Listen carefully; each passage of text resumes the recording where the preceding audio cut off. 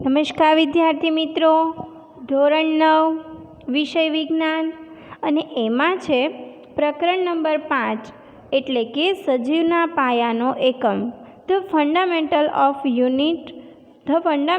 Unit of life એટલે કે life જીવવા માટેનો જે મોસ્ટ ઇમ્પોર્ટન્ટ પાયો છે એ શું છે એ આપણે જોવાનું છે.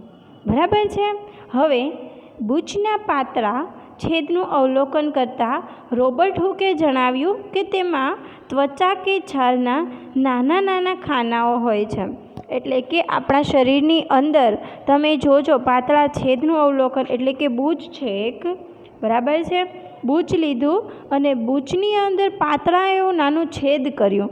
હવે છેદ કરીને એણે સૂક્ષ્મદર્શક યંત્રની અંદર જોયું તો એને જાણવા મળ્યું કે ત્વચા કે છાલમાં અનેક નાના નાના ખાનાઓ છે જેની સંરચના મધમાખીના મધપૂડા જેવી હોય છે.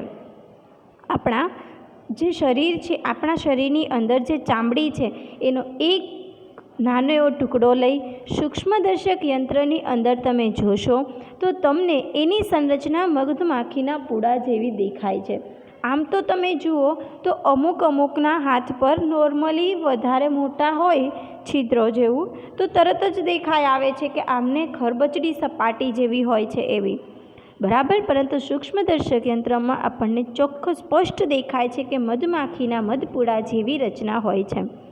બૂચ એક પદાર્થ છે જે વૃક્ષની છાલમાંથી પ્રાપ્ત થાય છે. એટલે કે બૂચ છે એક પદાર્થ છે. તમે એવું કહેશો કે બોટલને ઢાંકણ હોય એને બૂચ કહેતા હશે? ના, બૂચ એ એક વૃક્ષની છાલમાંથી પ્રાપ્ત થાય છે. અને સન 1665 એટલે કે 1665માં હુકે તેમના સ્વનિર્મિત સૂક્ષ્મદર્શક યંત્રમાંથી તેમનું અવલોકન કર્યું હતું. સ્વનિર્મિત એટલે પોતાની જાતે બનાવેલું જે સૂક્ષ્મદર્શક યંત્ર હતું એમાં એણે અવલોકન કર્યું બૂચ લઈને એટલે કે વૃક્ષની છાલ લઈને.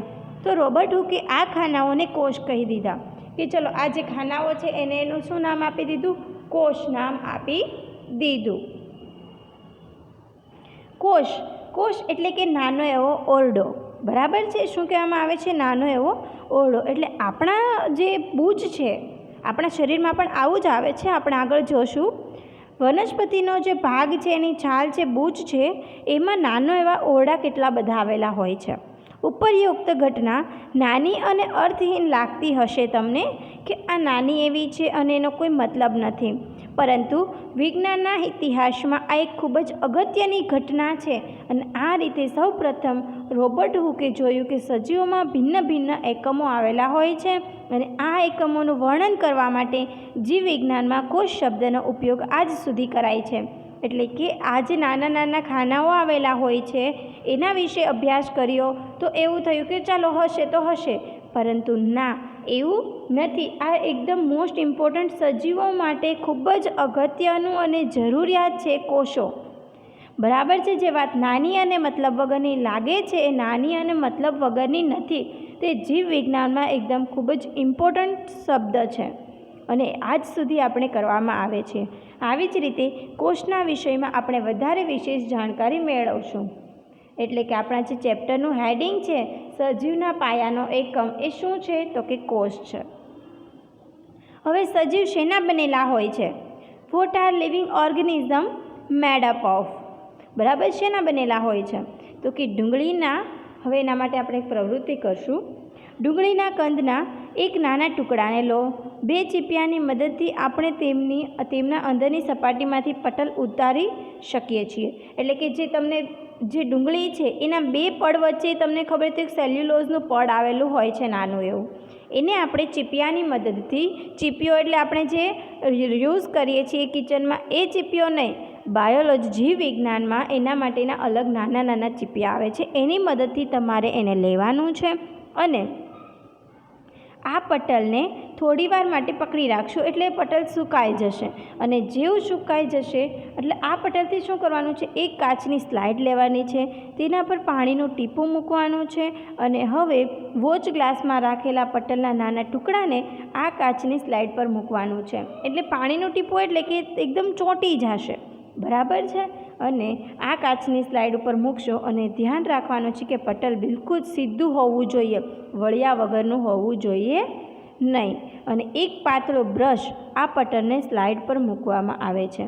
બરાબર, એક પાતળો એવું બ્રશ એટલે કે પીંછી છે એને આ પટલની ઉપર મૂકી દેવાની છે અને મદદરૂપ થાય છે, મૂકવામાં મદદરૂપ થાય છે.